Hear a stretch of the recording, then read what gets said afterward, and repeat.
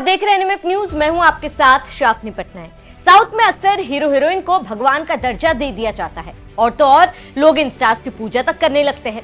इनमें से एक नाम विजय थलापति का भी है, जिनकी एक फिल्म करोड़ों दिलों को जीत लेती है, जिनके फैंस उन्हें थलापति कहकर पूजते हैं और अब तो वो राजनीति में भी आ गए। अब आप सोच रहे होंगे कि विजय थलापति के पास क्या नहीं है, पैसा, फेम और पावर सब कुछ तो है, लेकिन इन सबके बावजूद विजय की मुसीबतें बढ़ती ही जा रही है और विजय थलापति सुर्खियों में कम, विवादों में ज्यादा नजर आ रहे हैं। इस बार थलापति विजय फिर से कानूनी पछड़ों में फंस गए हैं। 6 फरवरी 2026 को मद्रास हाईकोर्ट ने उनकी उस याचिका को सिरे से खारिज कर दिया, जिसमें उन्होंने इनकम टैक्स विभाग से लगाए गए 1.5 करोड़ रुपए के भारी भरकम जुर्माने को चुनौती दी थी, जिसे कोर्ट ने खारिज कर दिया है। ये फैसला विजय के लिए बड़ा झटका है, क्योंकि वो अब तमिल विवकम गम कम पार्टी के जरिए राजनीति में उतर चुके हैं। क्या ये कानूनी लड़ाई उनकी इमेज को प्रभावित करेगी या फिर थलापति की तरह वो इससे भी मजबूत उभरेंगे? आइए इस स्टोरी की गहराई में उतरते हैं। क्या है पूरा मामला? ये विवाद सितंबर 2015 का है, जब एक्टर के घर पर हुए इनकम टैक्स की जांच बैठी। इस छापेमारी में कुछ ऐसे दस्तावेज मिले जिनसे पता चला कि विजय ने फिल्म कुली से मिली कमाई का एक बड़ा हिस्सा, करीब 15 करोड़ रुपए, अपने इनकम टैक्स रिटर्न में नहीं दिखाया था। ये रकम अघोषित आय मानी गई। विभाग ने असेसमेंट ऑर्डर पास किया। इसमें विजय की कुल टैक्सेबल इनकम तय की गई और कहा गया कि 15 करोड़ की आय छिपाई गई थी। विभाग ने धारा 271 AAB के तहत जुर्माने की प्रक्रिया शुरू की। ये धारा खासतौर पर छापेमारी के बाद छिपाई गई आय पर 10 से 30% जुर्माना लगाने की अनुमति देती है। यहाँ जुर्माना 1.5 करोड़ रुपए का लगा है। अब इसके बाद कई चरणों में विजय ने इस फैसले को चुनौती दी है और कई जगह उन्हें राहत मिली तो कई जगह हताशा।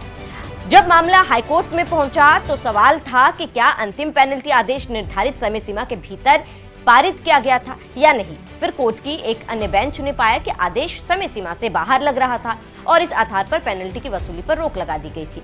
हालांकि हाईकोर्ट ने नोटिस की वैधता को मान्यता देते हुए विजय की याचिका खारिज कर दी। कोर्ट ने स्पष्ट किया कि वह अन्य पहलुओं पर विचार नहीं कर रही। विजय को अभी भी अपीलेट ट्रिब्यूनल के सामने अन्य आधारों पर चुनौती देने का अधिकार होगा। लेकिन ये कोई पहली बार नहीं जब विजय मुसीबतों से घिरे हों। इससे पहले 27 सितंबर 2025 तमिलनाडु के करूर में एक्टर से नेता बने विजय की बड़ी रैली हो रही थी। जिस जगह ये रैली हो रही थी वहां 10,000 लोगों के ही जमा होने की परमिशन थी, लेकिन पहुंचे 60,000 से ज्यादा लोग। फिर जिसका डर था वही हुआ। देखते देखते रैली ने भगदड़ की रूप ले लिया और नेता विजय थलापति का ये शक्ति प्रदर्शन एक भयावह मंजर में तब्दील हो गया, जिसकी कीमत 41 लोगों ने अपनी जान देकर चुकाई। लेकिन भगदड़ के बाद वही विजय अपना लाव लश्कर लेकर स्पेशल प्लेन से चेन्नई के लिए रवाना हो गए। ना कोई संवेदना, ना कोई अपील, ना घायलों की जानकारी, ना ही उनसे मुलाकात। बस सोशल मीडिया पर एक संवेदना नोट जारी कर दिया और 20 लाख का मुआवजा घोषित कर दिया। इस मामले में सुनवाई जारी है, विजय की पेशी भी हो रही है, लेकिन कोई उचित जवाबदेही नहीं मिली। ऐसे में एक एक कर गिनने बैठे तो विजय थलापति के कई ऐसे घटनाएं हैं जिससे सोशल मीडिया में लोग निंदा करते हैं।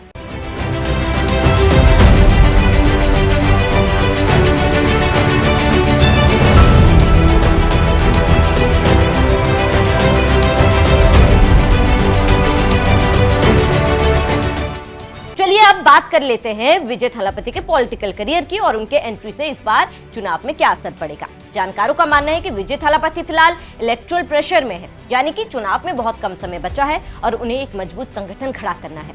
हाल ही में हुए एक कार्यक्रम के दौरान मची भगदड़ और उसके बाद CBI की पूछताछ ने उन पर दबाव बढ़ाया।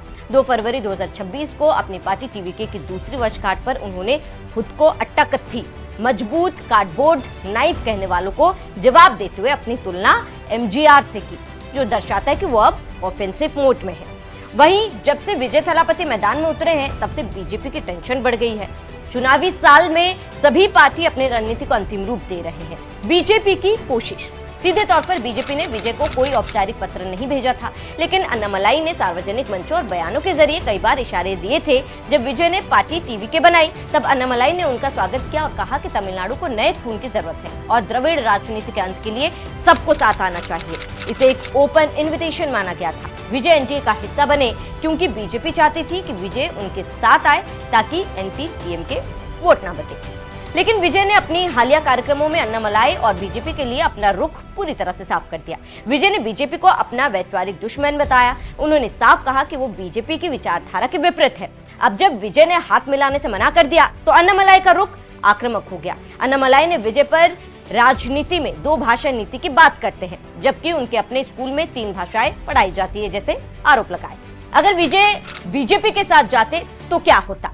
दरअसल विजय ये बात अच्छी तरीके से जानते हैं कि तमिलनाडु में बीजेपी के साथ जाने का मतलब है द्रविड़ पहचान से समझौता करना। अगर वो अन्नामलाई के साथ जाते तो स्टालिन उन्हें आसानी से बीजेपी की बी टीम घोषित कर देते और उनका करियर शुरू होने से पहले ही खत्म हो सकता था। विजय ने न्योता ठुकराकर ये संदेश दिया है कि वे किंग मेकर नहीं बल्कि किंग बनने के लिए आए हैं। विजय ने सीधे तौर पर डीएमके को अपना मुख्य प्रतिद्वंदी घोषित किया। विजय ने स्टालिन सरकार को भ्रष्ट और जनविरोधी बताया। हालिया रिपोर्ट्स के मुताबिक विजय की पार्टी टीवीके ने कांग्रेस को गठबंधन का न्योता दिया, क्योंकि कांग्रेस और डीएमके के बीच कैबिनेट में हिस्सेदारी को लेकर खटास चल रही है। विजय इस मौके का फायदा उठाकर डीएमके के सबसे बड़े सहयोगी को तोड़ना चाहते थे। अब कांग्रेस के साथ का क्या है खेल? वही अभिनेता से नेता बने थलापति विजय की फिल्म जननायकन का राहुल गांधी ने समर्थन करके बीजेपी को कटघरे में खड़े करते नजर आए, तो दूसरी तरफ थलापति विजय के जरिए स्टालिन को भी सियासी संदेश दे दिया। अब तमिलनाडु में मुकाबला दिलचस्प होगा। विजय की हड़बड़ाहट दरअसल स्पीड है, क्योंकि वे जानते हैं कि अगर उन्होंने अभी कांग्रेस को तोड़ लिया और युवाओं को गोलबंद कर लिया तो 2026 में वो किंग मेकर ही नहीं बल्कि मुख्यमंत्री की कुर्सी के प्रबल दावेदार होंगे। लेकिन विजय थलापति के कानूनी दांवपेच उनके रास्ते को और ज्यादा मुश्किल भरा बना रही है। अब देखना होगा कि इस बार तमिल की जनता किसे चुनती है।